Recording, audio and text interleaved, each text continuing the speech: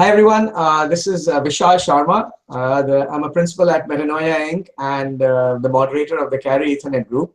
And I'm delighted to come back to you today with another of our CE Live sessions.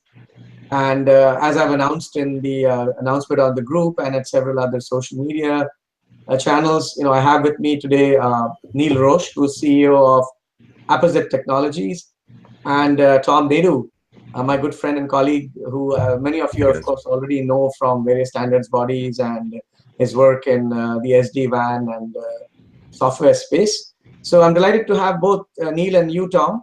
What I'd like to do is maybe start off by giving each of you an opportunity to talk a bit about sort of what current things you're really working on and how that relates to the SD-WAN space. So maybe, Neil, I'll give you a moment to introduce yourself, and then we'll go over to Tom. Sure. Hi, everyone. My name is Neil Roche from Apposite Technologies. So we're a test and measurement company here in Los Angeles, and we've been making WAN emulation tools for about 12 years. And so it's just in the past couple of years that people have been taking our tools and applying them to SD-WAN for product development and also pre-deployment testing. So we've learned quite a bit in the last year about SD-WAN testing, and so I look forward to sharing that here today. Wonderful. Tom? Hey, thanks for having me. I'm Tom Naidu at Lucid Vision. I'm principal at Lucid Vision, doing consulting in various areas around open source software and SDN and networking. It's a whole big party of interesting stuff these days. You've been involved deeply with some of the SDN software development projects over the years, Tom, right?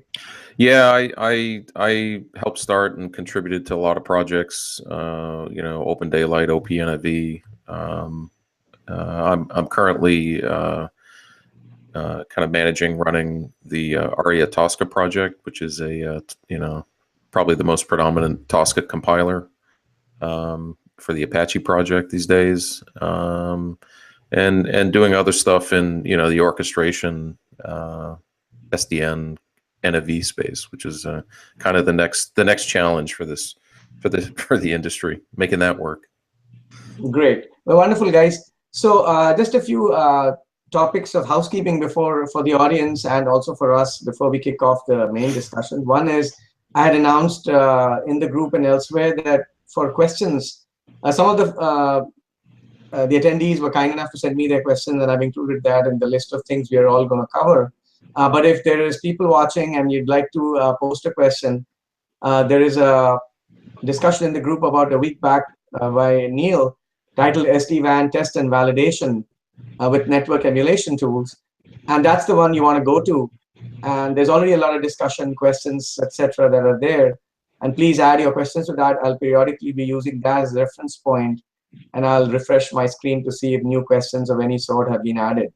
So that's the discussion you want to navigate to in the group. That's one central repository of anything related to this ongoing CE Live that we can keep for questions.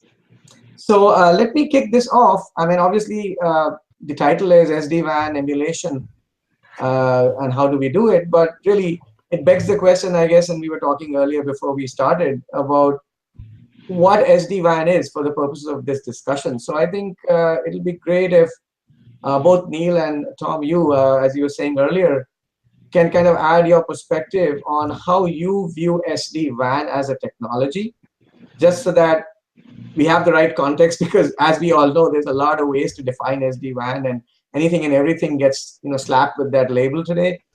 So that's the first thing, and then we'll go and talk about what it takes to emulate things and applications over SD-WAN. So Neil, maybe you can kick it off and sort of give us your perspective, and then we'll go over to Tom and see how we can put a box around this. Sure. Well, one of the first things that we learned about SD-WAN was it allowed enterprises to supplement their private dedicated network services with consumer broadband connections, so they can have more bandwidth to each site at a lower cost, and provide kind of backup to users if if one network goes down, that they have other network links. Also, kind of promises to to do some performance monitoring and optimize the transfer of different types of traffic. So you could maybe offload your less critical internet traffic to the broadband internet link and keep your business critical traffic on the the private dedicated service.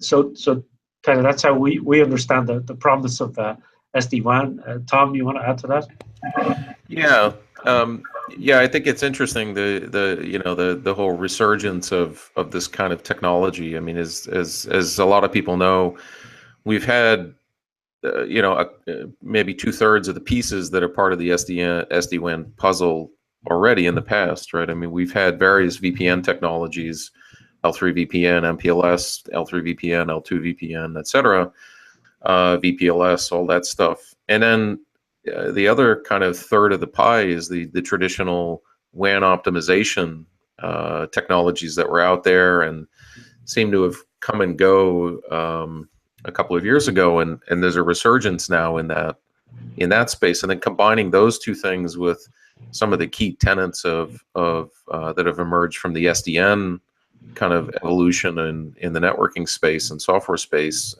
specifically things like logically centralized control and doing different overlay control, and leveraging all three of those things together, I think provides a consumer and a user with a very interesting service to use that's definitely or has the potential anyway to definitely be better, flexible, more flexible, cheaper to operate, cheaper to buy for consumers. So I think this is it's pretty cool time technology. So both Tom and Neil, a question to you.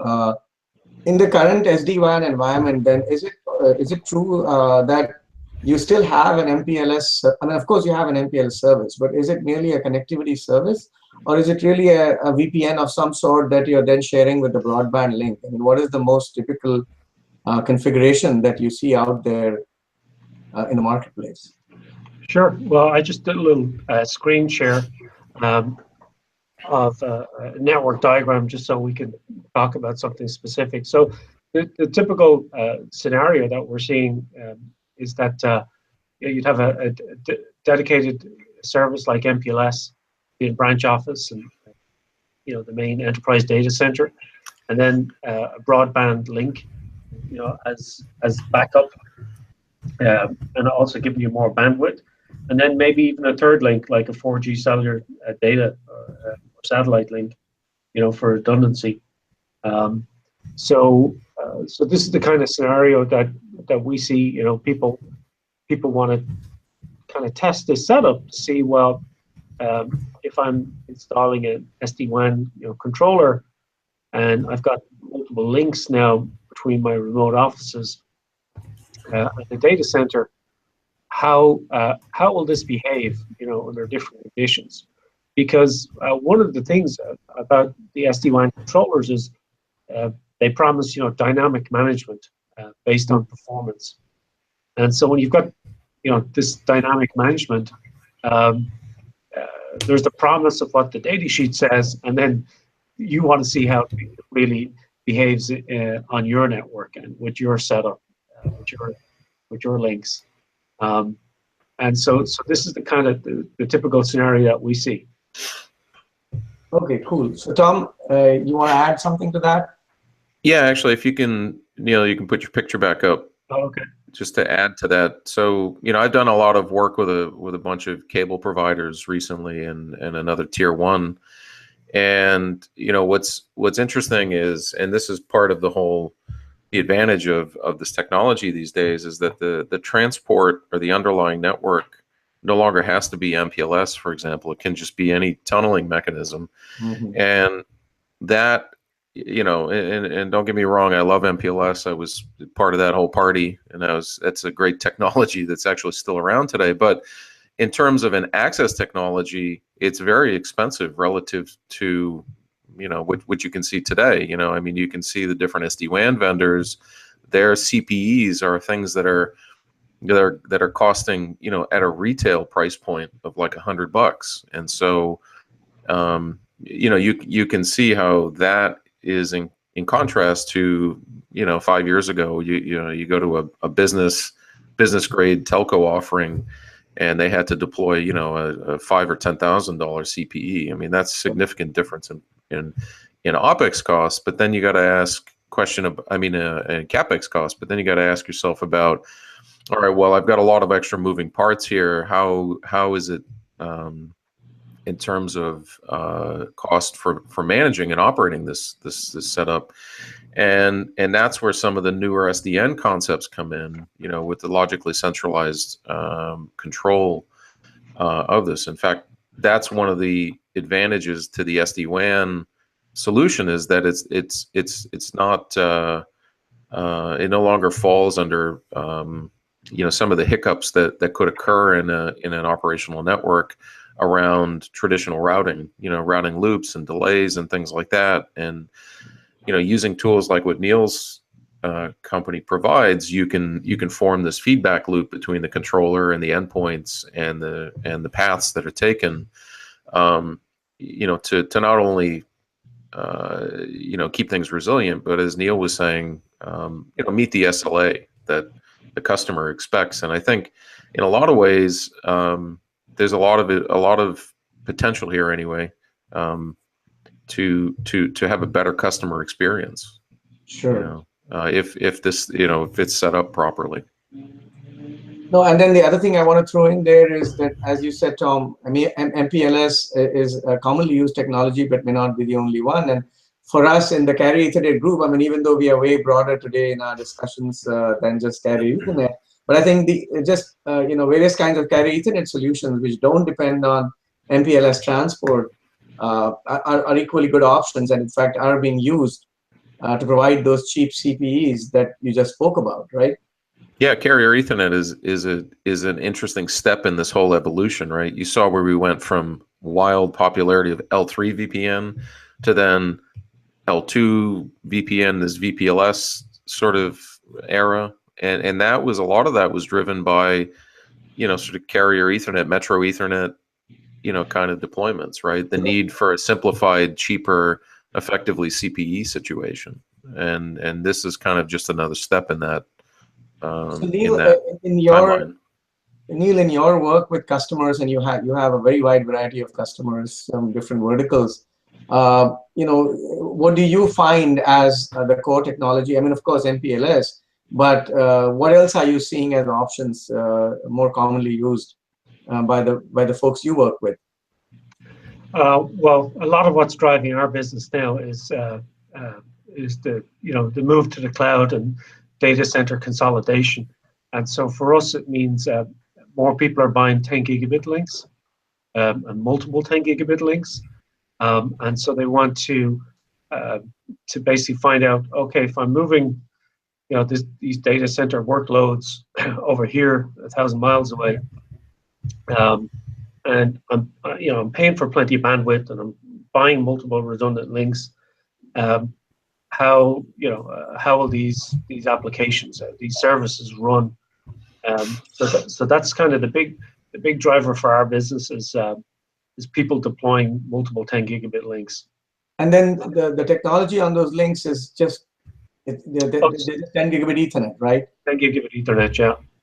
Exactly. So you're kind of eliminating the need for MPLS per se. I mean, because you're connecting to the data center and then out again from the data center to the customer locations. And then the other thing people are worried about is the performance. You may have obviously line rate performance point to point on the Ethernet link, sure.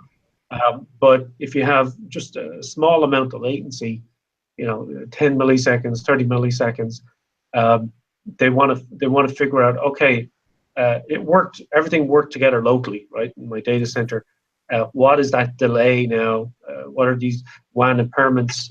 If there's like a failover, let's say one link has an outage, even if it's for half a second, and there's a failover, my lights are going on and off here. Energy efficiency. So people want to know, like, what negative conditions can happen over this wide area, and then how will all the different systems behave. So at the network layer, application layer, find out, do they have the resilience to operate now 1,000 miles away? Excellent, excellent. Well, great. So I think that is just about the right level of introduction that sets the context for what we spoke about earlier. So let me, the way I'd structured this, Neil and Tom, is based on inputs from various attendees, as well as myself, and discussions and looking around the industry. I'd put together a set of questions that would kind of logically take us through the topic.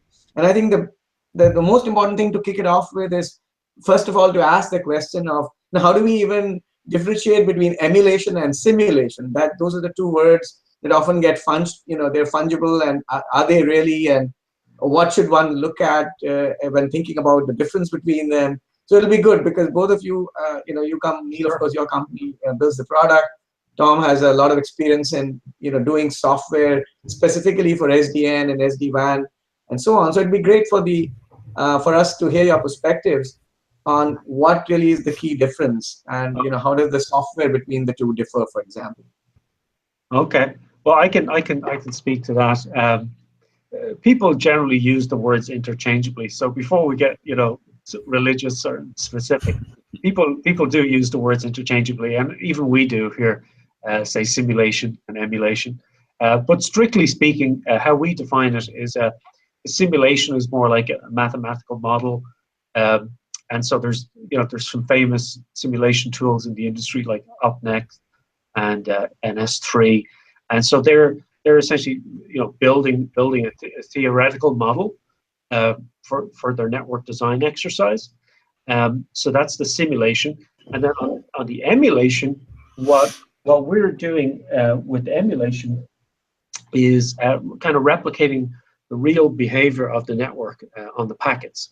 So we're emulating the real network. So when a packet transits our emulator box, it's the impairments such as delay, loss, jitter, will actually affect the packets. So that's how we define emulation. Is it's the real effect or a realistic network effect. So just a question. In the emulation case, are you doing like a packet by packet transition? I mean, are you basically looking at what would happen on a packet by packet basis?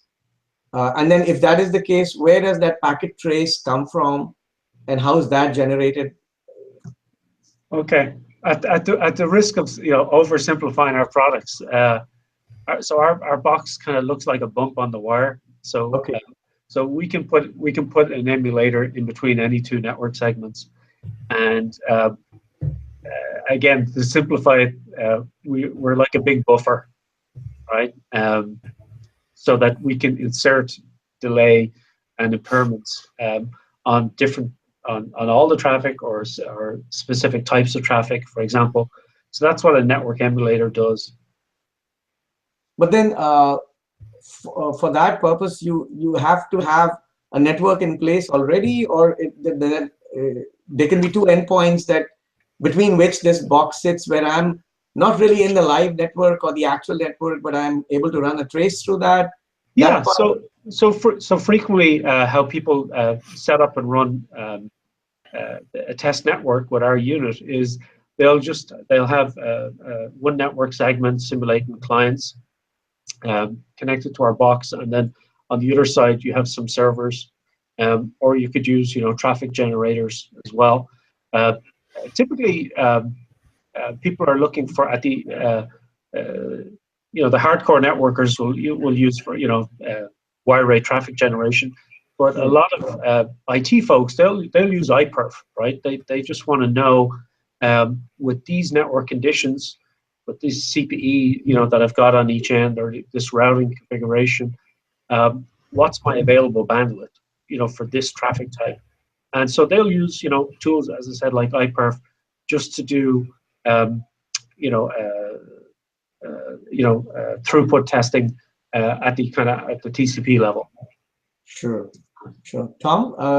Yeah, and I think there's a couple of other kind of perspectives around that too, right? One is like you're saying the sort of a priori testing of the situation, and that's how you figure out if this thing's going to work and scale and all that stuff.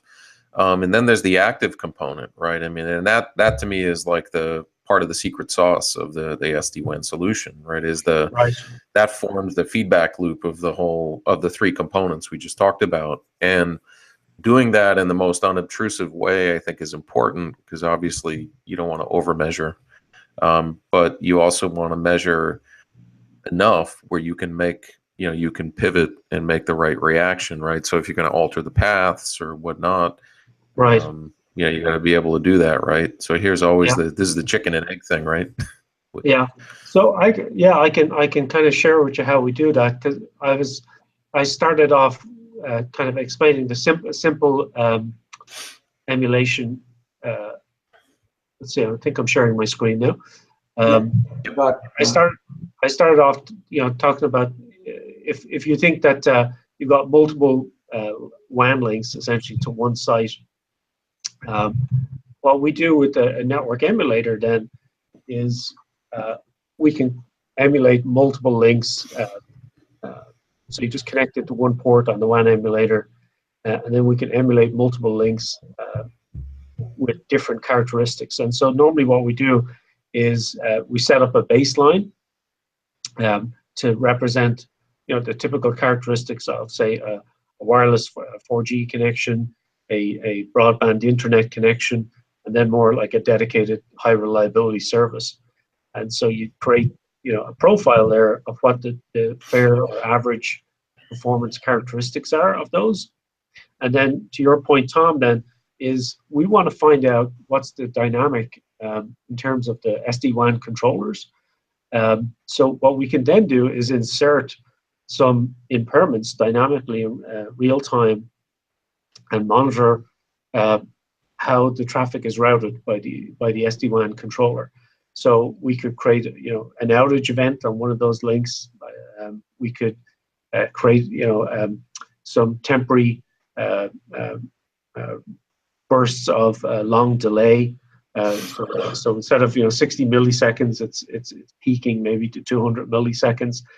And so the management of the SD-WAN, they should be monitoring the performance, and based on certain thresholds, they should say, oh, I'm now going to route that traffic instead of on the MPLS dedicated network over to my internet link, or if there was a link failure, over to my wireless link. So we can change those network impairments dynamically, just like the real world, and then monitor what's happening to the traffic. So Yeah, and that's important, because that lets the operator, or in your figure, you still haven't shown there's an SD-WAN controller in there somewhere.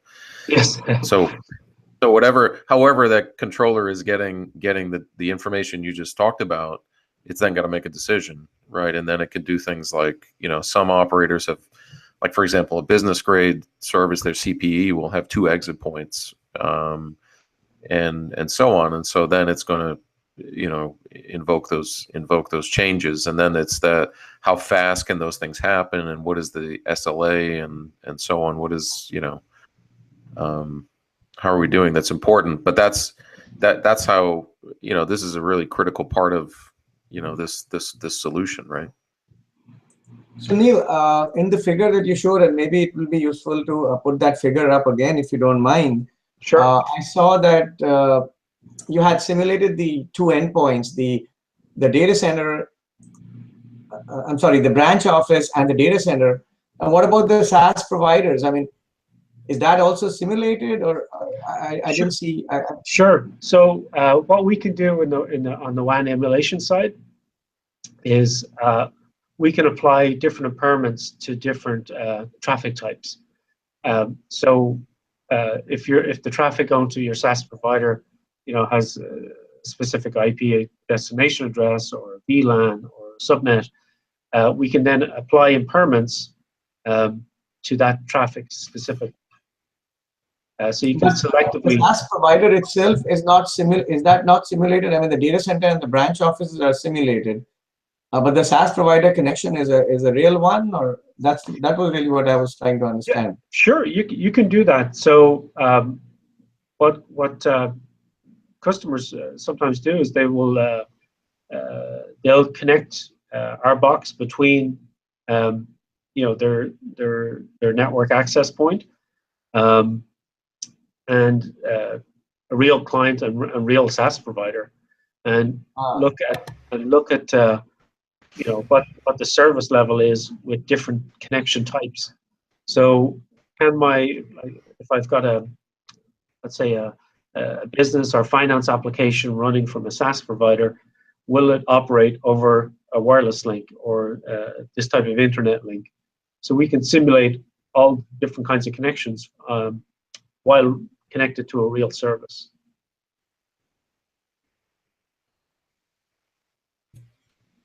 Oh, I think we lost Vishal. Oh, okay. Vishal, we can't hear you if...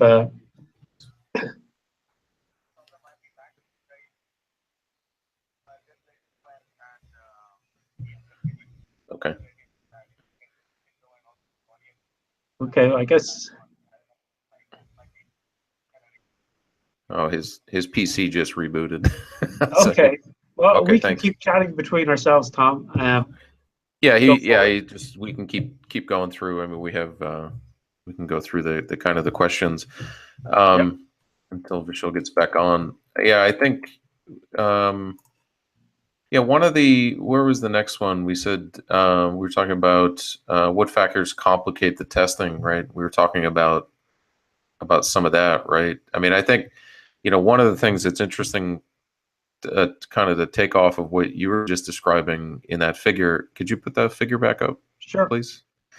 So what's interesting, stuff I'm seeing in this space, a lot of people are talking about using, a lot of people like to run before they walk, unfortunately, and like they're talking about using multi-SaaS providers, right? So you have an Azure, AWS combination here, and then people are already talking about, well, I want to be able to flip a switch and jump from A to B, and in the configuration we have here, I mean, that's a lot of moving parts.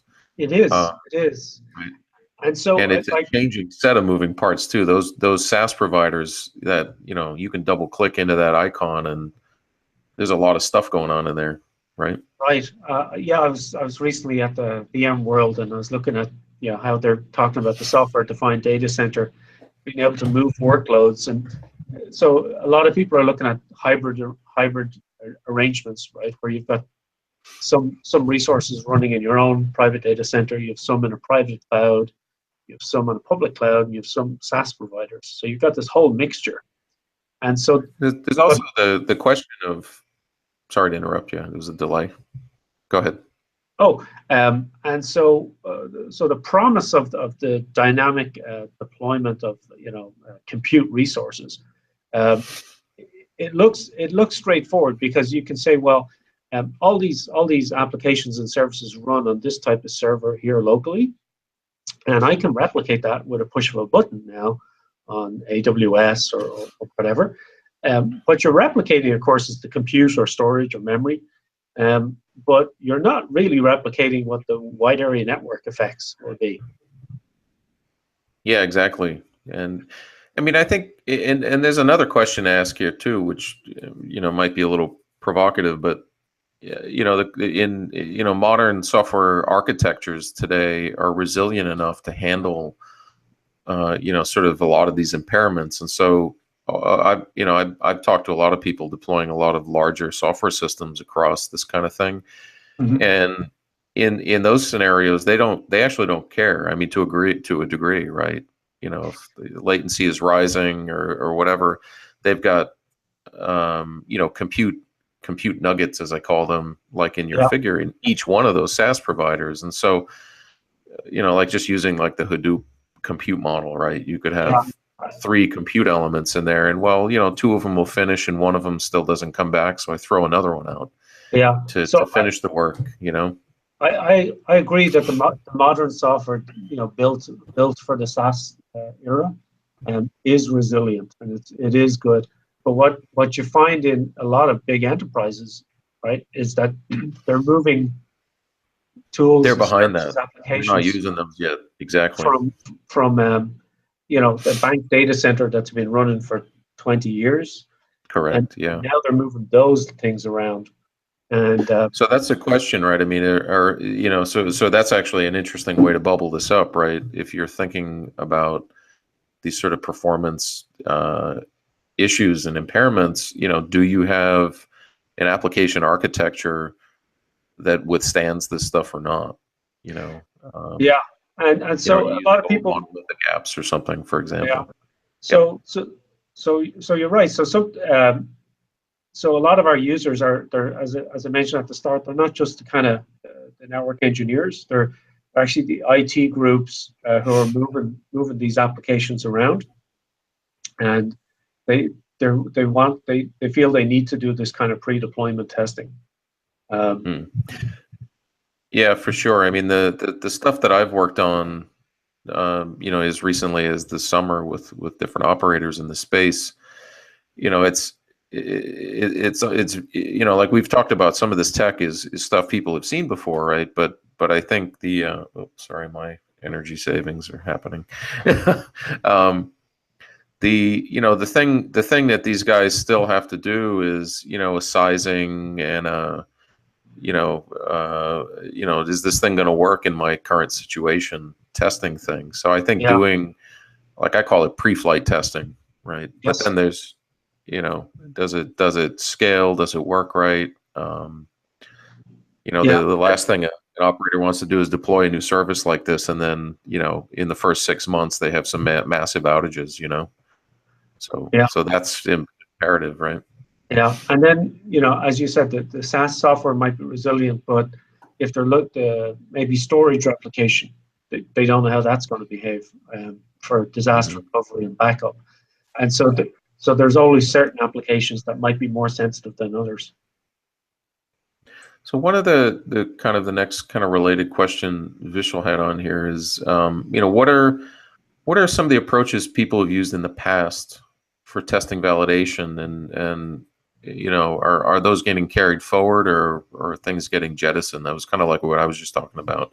Sure. We've got a bunch of Lego blocks here that 2/3 of them I think people understand and grasp. Yeah. So what people used in the past, of course, is they build out a test network. So there would be time essentially to turn up a reference network or a test network of actual links. That was kind of expensive and time consuming. In labs, the bigger companies, you used to see actually reels of fiber. They would have hundreds of miles of fiber. That's how you get delay. Some of the big labs to create delay. So that was another approach. That's one way to do it. Yeah, and then closer to WAN emulation tools, what we do, there has been some open source tools on the market, like Linux type tools, or SourceForge type tools, where you could try and build your own WAN emulator, and so people have used those for years as well. They don't really. Generally, the free tools are good if you're dealing with low data rates and you just want to insert a delay, and you don't really care if it's exactly 20 milliseconds. It might vary around a bit. Yeah, line rate stuff often requires special hardware, Yeah. to actually do it. Yeah. Yeah. So we for SD-WAN and other applications, we feel as a test vendor, of course, we're saying you get precision and you get repeatability, so you can compare things accurately, and you don't have big variation on your test bed. So they were the kind of historical approaches: the freeware, the reels of cable, the test networks. So they were the different approaches that people used. Cool. I think we have Vishal back. Yeah, can you guys hear me? Yeah, hey, Yes. welcome back. Okay. Well, sorry about that. As I said at the beginning of the call, when you're live, anything can happen, and Anything can happen, so right? there it was. So Tom, I saw that you were sort of going through some of the questions. So I just missed the last one you asked. I kind of came in and caught what Neil was responding to. So if you can clue me in, then we can pick up from there. Yeah, we were just, sort of reflecting on how the tools, used to work, and what approaches were used in the past and what can get carried forward. And Okay. a lot of it is kind of the same stuff, right? I mean, delay, jitter, et cetera, bandwidth testing, like Neil was saying. Although I think one of the interesting things too is that obviously the technology is advanced, and so, you know things like, what Neil's creating. I mean, I think, it's a lot easier and cheaper for these guys to build like WAN emulation, but it's still, it's still tricky for somebody to go out and build a thing like this that actually works at scale and all that, right? Yeah. So I Without don't custom know. hardware and stuff. So Neil, I don't know if you've addressed this already, and maybe Tom, both of you can talk to that. Is what aspects of testing and SD-WAN make this kind of emulation sort of more involved or interesting today? And maybe you've talked about some of that while I was gone, but that's always something that comes to my mind. Why Yeah. would somebody want to use this kind of an emulation framework in today's environment? Yeah. So I think one of the reasons that people use our unit that can treat traffic in different ways is that there's a lot of traffic management schemes and algorithms from different vendors, and people want to know, have I configured it correctly? Is it treating traffic in different ways? So, for example, I mentioned um, you can prioritize or route traffic differently based on the application type over an SD-WAN network. And so we can replicate the different connections with the different conditions, and then you can validate if your low priority traffic is routed over the secondary or tertiary links, and does your high priority traffic go over the dedicated circuit. And then if there's a network impairments or delays on the dedicated circuit, how fast does it switch over?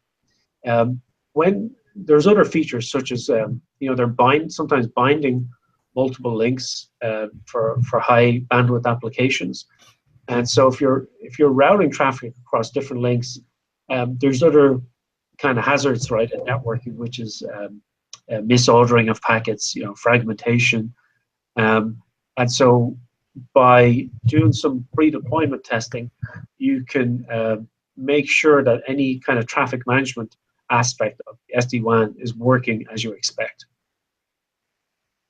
So that actually is a good point. So that also addresses one of the thoughts I had, which is what kind of benchmarks are people keeping in mind? So the kind of benchmarks I assume they keep in mind are related to these impairments and these parameters, and then but for each application or set of applications, you will have some kind of performance benchmarks that you want these parameters to satisfy, and that can be verified, I guess, using the emulation tool, because then you insert an impairment, you see how it performs, and based on that, you can now judge whether you're likely to meet the requirements of this specific application that is running over the SD-WAN infrastructure, right? And it's interesting too, I think, to bring up here is that those requirements differ, right? Whether it's retail, consumer, business, or or what they're going over, right? I mean, in Neil's original picture, he had some access technologies that were wireless, for example, right? And get you into the whole 5G thing. But even before that, right? I mean, I am working with an operator now that's a wireless operator that's trying to deploy SD-WAN over LTE, for customers. And so one of the things we haven't brought up is mobility, and the mobility as a key to this technology. We keep focusing on this sort of enterprise kind of view of this thing, where you've you're in an office and you've got some CPE thing and and all that, but you can imagine, remote workers, home workers, taking that $100 CPE, which most of them are a tiny little box, and going on the road with it somehow. So this is also why the performance monitoring is important. One of the things that you're going to find in SD-WAN is that people are going to be using different access networks to get to the SD-WAN. The closed user group, as it's called, right? So you could have one user on Comcast, one on Time Warner, one on AT&T, one in Europe on Orange or something, and measuring all of these things, these KPIs we've been talking about here is is not only important, but it's a challenge, right? Because it's, as you move, it's going to change. Actually, that's an interesting point. So Neil, in your kind of deployments, do you see that mobility factor coming in, customers thinking about it, and to what degree do you see that in the kind of verticals you deal with, and is it more pronounced in certain verticals than others? Yeah, I think our customers who are network architects are thinking about that, about how mobility is going to affect network performance, because it's going to be based on where things are in the network, so where resources are in the this hybrid cloud of different locations, and so people are thinking about that. I could actually share a really cool slide from a market research company called 451. Sure. So they just give these guys credit, because this is their material, 451 research, and so their latency is a really big deal on for Internet of Things and mobility, and so they're seeing that it's actually going to affect where resources in the network are placed, and ultimately, when you talk about 5G networks, they're actually talking about putting in micro data centers just to have lower latency, right? Right. That's the whole sort of thought behind mobile edge computing, right? Yeah, that's the MEC. I was going to say MEC. Yeah. Yeah, and so what we think people want to find out is that the cost increases, of course, the closer you put compute at the edge, right? And versus a data center, which is in a low-cost location with low-cost energy, that's always going to be cheaper. And so, I think when people are looking at the network architecture, we're also looking at the cost of compute and the cost of that data center, and if your applications can handle the higher latency, then your cost is going to be lower, right? Yeah, that's actually a big, a real kind of a sore point but an important one. When you see pictures like this, people go, "Oh yeah, of course, I can put a small, I can put a half rack in a node B area or something." But when you actually realize like where towers are and things, especially in large cities, real estate is expensive, power is expensive, all that stuff. So a lot of these things are they're not really possible in the cost envelope. Right. Yeah. Right. On that point, just last week I was at a meetup at LinkedIn, and the whole focus was on performance across the connectivity between the enterprise office and the data center, because that's how LinkedIn uses its resources. And one of the biggest things was exactly this, when they are trying to get rack space in a mobile operator's central office or this thing, they're like, okay, we can give you one rack. So they've talked about how they had kind of compressed their server technology and their technology for storage of content at the edge and so that they could take up a very small amount of space in the operator's, you Yeah. know, And it's not just a cost thing; it's central a office. physical space thing. I mean, Exactly. when They I said was that this working physically at cannot give BT, you more there were space. places in the city where there was a pop that was like as big as a Starbucks, a small one, And they had to that do didn't have heat, they had to do a two-step operation where they put Yeah. a routing device in the actual space in the central office of the operator, and then they actually put their content, the edge content hosting device in a different location so that they In a could different actually location. Yeah. make it happen. Yeah, because people forget. I mean, if you get a pretty high powered server today, you get a 18 core Haswell whatever machine. These things have power supplies that are they're 1 kilowatt or more.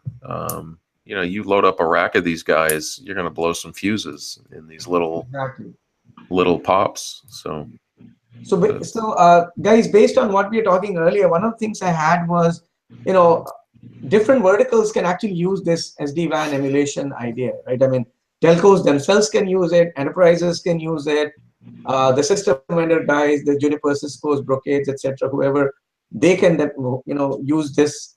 And Neil, I know in one of the slides you had government as an important customer, that is also, government organizations are using it. So one thing is, how does the use cases for different verticals differ? That might be, first of all, do they differ? And if they differ, what are the use cases that you find, maybe the couple of most important use cases for each of these verticals? What do they look like? Maybe, that'll be an interesting thing to talk about. Sure. So I just threw up a picture there of our, some of our customer segments, because we sell to big enterprise, we sell to the system developers, as well as the government and military.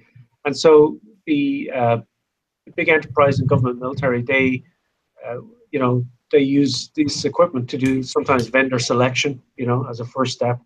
Mm. They want to understand how different vendors, management approaches or performance monitoring, how they work. Does everything claimed on the data sheet actually, operate as it should? So vendor selection is kind of the first one, and kind of pre-deployment testing.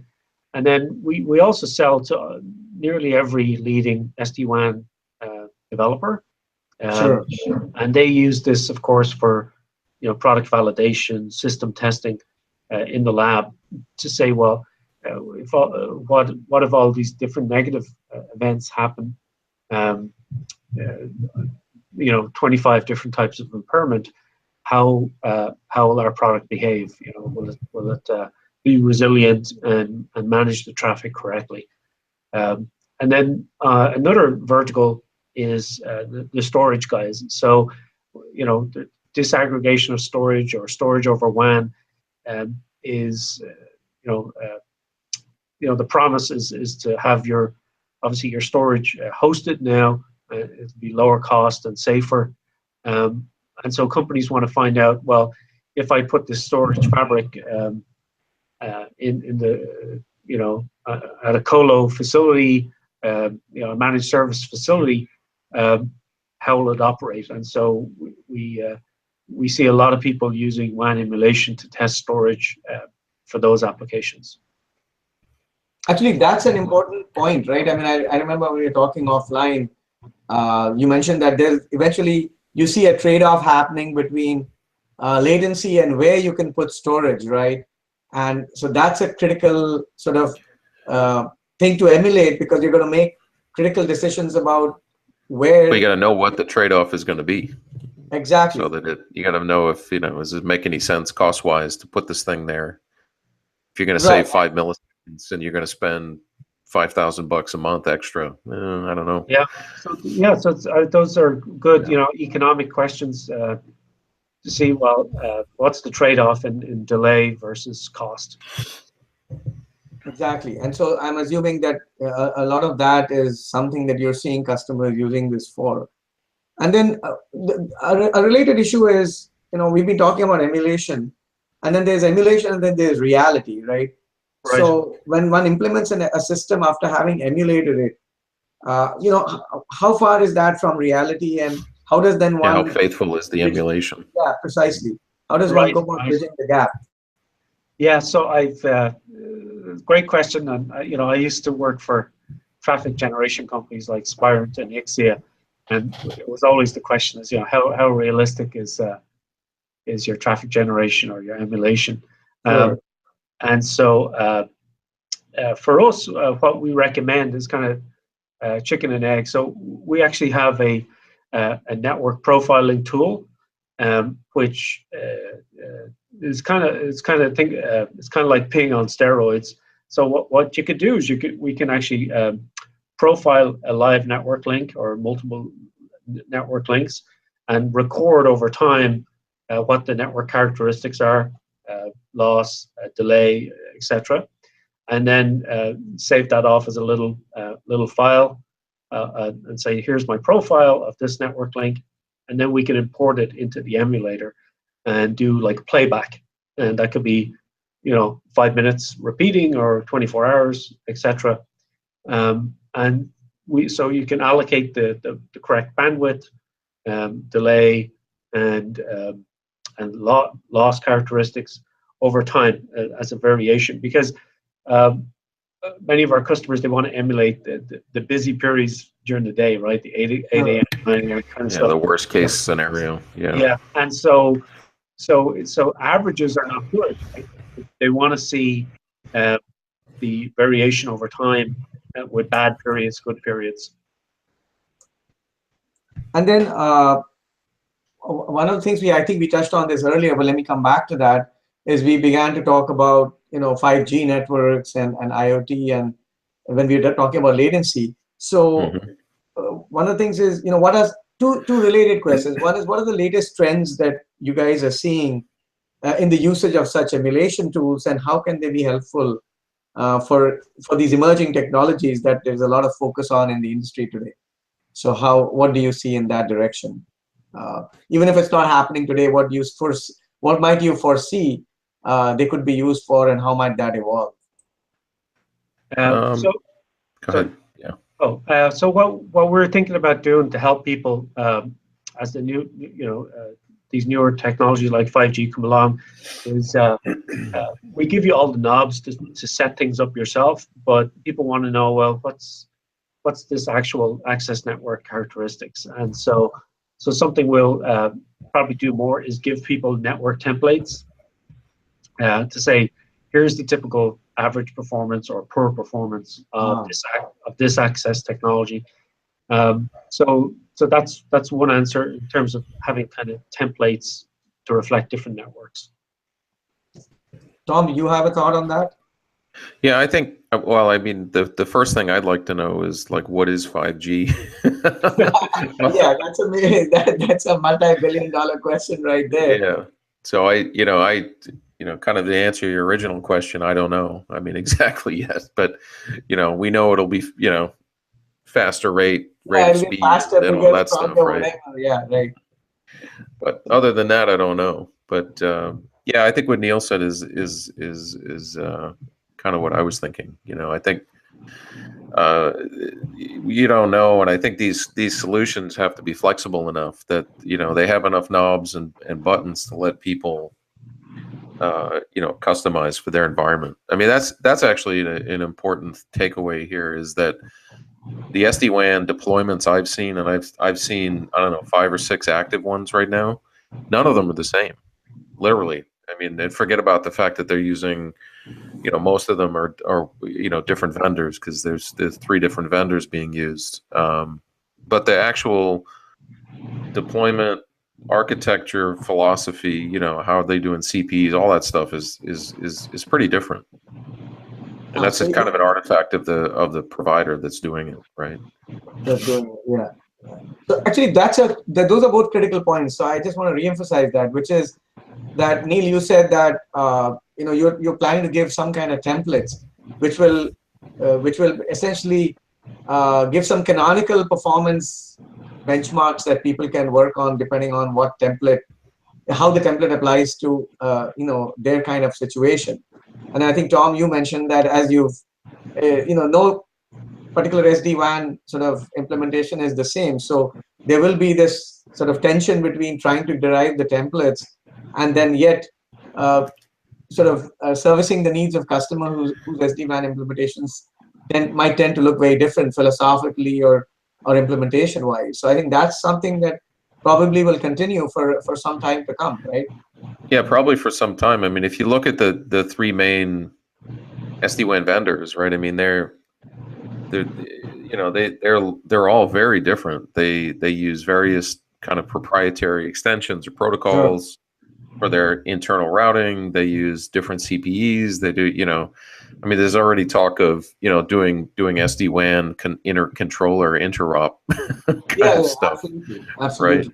Yeah. So I mean, it's there's a whole bunch of very big kind of areas of differences, right? So customization is a key here. Get back to Neil and Tom, is there are a couple of questions that had come to me earlier, and I think this is a good time to address them because we've built up the background. So one of the things that somebody was interested in knowing, David Bass, one of my group members from the Carrier Ethernet group, is what can integrators do to learn about a product like Apposite's and help their customers in turn implement SD-WAN and so on. So that is something that might be worth maybe taking a couple of minutes to talk about, because we talked about the different verticals that are using it, but I think an important glue piece in all of this, because of the wide variation, is going to be the integrator. So the main message that in terms of what integrators can do is just kind of tell their customers that these tools exist and you can get a lot done in a short time. So my brother runs massive networks in Europe, and I was asking him about pre-deployment testing. And he says, we don't do it. We don't have enough time. And so I think the key message for an integrator is to say to the customer, hey, it's worth investing a little bit of time to do some pre-deployment testing. Sure. And I think people will, I mean, when you're doing the kind of expensive, implementation or that you are, I mean, for example, if you're putting stuff in a data center, or you're building a data center, or buying space there, and you have these distributed locations, I think it behooves the enterprise or whoever is building that network to have that idea, because it's very expensive to find out post facto. I mean, we've always known that in networking for a very long period of time, but I think it's more important now to not discover things post facto, but rather have a sense beforehand, because the cost to if you're offering that as a service to a customer, or if you're using it yourself, the cost to not having the right performance can be pretty large. And obviously, I think the responsibility is on us as a vendor, tools vendor, is that we need to make it really fast and really easy to do this type of testing. So you shouldn't need a training course essentially to run one of these boxes and to set up one of these tests. So speed and ease of use, I think, is on us. Like we need to make it easier for people to do this. Actually, that's a very valid point, and we've seen that many years ago in the network planning tool space, where you had Wandel and OpNet and Carradine and various other players, and this was a key. This used to be a key point that how quickly can somebody out in the field or even a network architect set up the software and really start using it, because in many of them there used to be a huge learning curve, and you actually needed a significant amount of hardware to actually run the software itself, and that made it very complex. I mean, well, that's what's cool about this tech, is that you don't need a lot of hardware for it to actually work. It's an overlay, and it's in fact, as we were saying in the mobility case, there may be no hardware you can test for in, if you're going, if you've got SD-WAN, like you're buying, say, Comcast SD-WAN, but you have some people that are off-net on Time Warner, unless you've actually got a deal with Time Warner, you can go in there and test this stuff. You're going to have post facto issues, but but you should test for as much as you can here. And then one more question that came up, Tom and Neil, was do you guys have plans, Neil particularly, to expand the offering inside the data center. So somebody was wondering whether we can test and emulate east-west traffic, for example, or is it already being done, or is that something that's on the anvil? We are definitely doing that. So we will very soon we'll have a virtual version of our Netropy product that you can run on a VM in the data center. So you've got a virtual network emulation, and so that's coming soon. So wonderful. Yeah.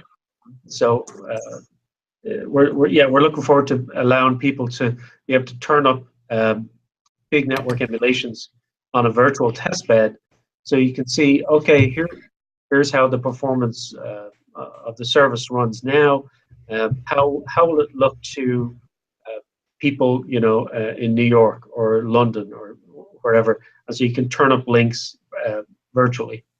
And then just a related question: Do you see these emulation tools themselves being virtualized and put in the data center, or put in a they have to be. They have to be, and yeah, if that's how our customers are building their test beds, our product has to be virtual as well. So do you see a push in that direction at the present time, or coming soon? What are you seeing out there in the industry? Yeah, people are asking for it. So when we go to these data center conferences, and they say, "I love your tool. Could you give me a software version? Because I know where to install it." Everybody wants one. Yeah. Yeah. Okay. Cool. Yeah. The other thing I was going to say too is, and it kind of a related, but we haven't discussed area, is the actual SD-WAN control system. The software that's running the controller, right? I mean, that itself has its own, performance issues, accessibility, reachability issues, right? The nodes of the controller can't talk to the CPEs, we're going to have a problem. I mean, so that's something else that we need to add to this kind of testing conversation, right? Actually, that's true. So is that something that the tool focuses on at this time, or? We don't focus on the monitoring, performance monitoring aspect, but what we're planning to do is integrate, allow our product to be available through APIs, through the other kind of leading network monitoring and performance monitoring tools out there.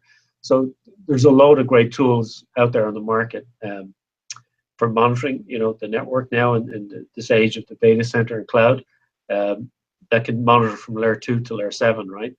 And so we see our kind of partnering with those people so they can emulate and then monitor what's happening at every layer in the stack. Cool. So let me just a couple things as we start to wrap up here is, one is, Neil, you have this white paper. So what I'd request you or Zach to do is, if you could provide everyone with a link, maybe just as a comment, where people can just go and download the white paper, that'd be fantastic, because that'll give people an opportunity to maybe read up more on some of the topics that we've talked about. And if there are questions, I will post that on the group as well, but I'm announcing it here so that the viewers and anybody else who sees it offline can come back to the discussion in the Carrier Ethernet group that I alluded to earlier, which is a discussion posted by Neil titled SD-WAN Test and Validation using Network Emulation Tools. And that's the one where people can post further questions, because not everything gets resolved in one discussion. Sure. So we can continue the discussion there, and in addition to posting the white paper. And then before we kind of wrap up, we've talked a lot of things, but I do want to give both you and Tom, you and Neil, an opportunity to have any sort of last minute thoughts or point people in a direction where they want to know more. And then one thing I always like to ask is, because we have many among the audience are professionals that are maybe not working in SD-WAN as such right now, but are in allied areas. And it's always nice for people to know what they can do if they really want to dive into this space. This is not really related to emulation necessarily, but just that two of you are here. What advice would you give somebody who wants to sort of understand this space and maybe move into it professionally? Because that's a very important part of what people are coming to our group for, and what people are looking up to many of these CE Lives for. Tom, Neil, you you want want to go first? Yeah, I'll go. Oh, okay. Yeah. All right. Yeah. The So you asked. There's two questions in here, right? So can you just give me a quick Yeah, sure. review of the first one? I One was was I any was parting thinking about your thoughts. second one. Sorry. Yeah, one was any parting thoughts on SD-WAN issues that we may not have covered. You already talked about that a Yeah. few minutes back, a couple of things, but anything else that comes to mind that people Okay. should be focus on? And the other was professionally, if they want to Yeah. move into this space, what should Kind of be? related. So in terms of things we haven't talked about, I mentioned, sort of thinking about the controller infrastructure, Sure. thinking about, Neil mentioned a lot of the tools that are available. There are a lot of open source tools around this. There's, for example, open source projects related to this that are very, very related. For example, the ONAP. ONAP.org. They're working on orchestration, and orchestrating SD-WAN is definitely part of that purview. And then also blending in, making sure that performance monitoring is part of the solution somehow. Because I don't, all the vendors that are out there, they offer some sort of performance monitoring in their solution, but I'm not sure they're all created equal. And so considering the stuff that we've been talking about here, I think is critical to having a successful deployment. And then how can people get involved? I mentioned those organizations, and and thinking about that, because again, the technology that's here, 2/3 of it is basically stuff that we've known how to do for 10 years. But it's a sort of a mashup of these things plus some of the new concepts. So learning about the new concepts might be something useful for people too. Neil, your thoughts? Oh, well, I'd recommend people just download and read the white paper as a good synopsis of for evaluating SD-WAN. It's just like 5 pages, so it's a good quick read. And then the leading vendors are like Riverbed, Vitella, Silver Peak, people like that. They've obviously got good resources on their websites, and as Tom said, they have different approaches, and so schedule some pre-deployment testing if you're thinking about They're not all the same. Yeah, they're all sure. there. Cool. Okay, are you still there? Did we lose Vishal again? Vishal, you muted? Yeah, I think he probably tried to stop. No. Oh, there you go. I'm not muted. I had to put a stop to some noise that was happening in the background, so that's why I excused myself for a minute. So great. So I think we've covered a lot of ground in this CE Live. So I just want to thank Neil, you and Tom, you for joining us here and giving so much valuable time and sharing the insights that you guys have developed on this topic. And as I said, we'll continue the discussion offline on the Carry Ethernet group, and we'll of course post the white paper, Neil, and have hopefully people will take a look at it and not only learn from it but come back with more questions. So that's what I want to do. And as always, at the end of every CE Live, I always tell people that may the bits in your bytes and the bytes in your packets be profitable. And then we'll see you next time. So thanks again, everybody. Thanks. It was a pleasure. Thanks, Tom.